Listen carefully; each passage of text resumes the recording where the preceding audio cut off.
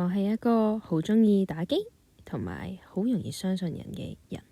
我同阿詩識咗4年，由網友變成現實朋友，淨係用咗3個月。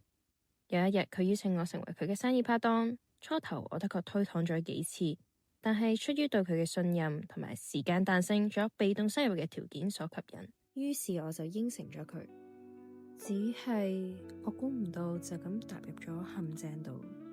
嗰日佢帶我去到公司，表面看似一切正常，直到我行入加個奇特嘅辦公室，跟住我就開始了解公司嘅架構模式等等。但係我個心越嚟越不安，覺得呢度唔似一間正規嘅公司，更加似嘅係詐騙員。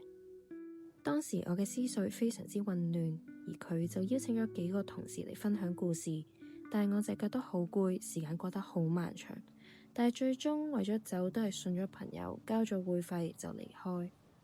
其後嗰幾日我都定時去到公司，但係咩都學唔到，淨係不停咁聽人講故仔。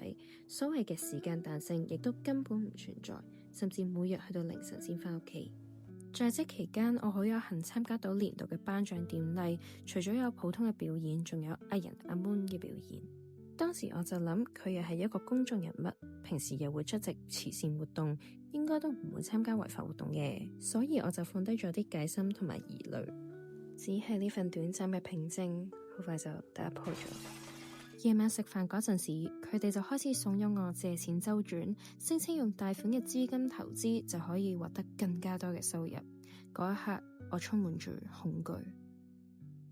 我哋識咗咁耐，又一齊共度患難，唔通呢段友誼係假嘅？佢哋越嚟越急，係咁叫我去搞手續，但係經過咁多件事，我覺得唔應該繼續落去，於是我當面拒絕咗佢哋。喺佢哋驚訝同憤怒嘅眼神之中，我就知道我做咗正確嘅選擇。喺我真正離開之後，我先恍然大悟，所有嘅巧合原來都係精心安排過。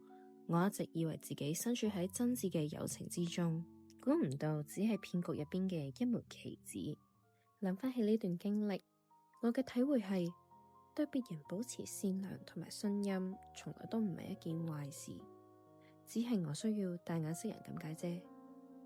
而世上最可怕嘅謊言，往往都係以最熟悉嘅面孔出現。真正值得信任嘅人，係唔會將對方推向懸崖，亦都唔會用對方嘅真心去達到佢哋想要嘅目的。喺認清呢段關係之後，我仍然選擇相信身邊嘅朋友。只係同以前比較起嚟，我多咗一份謹慎，仲學識咗咩叫三思而後行。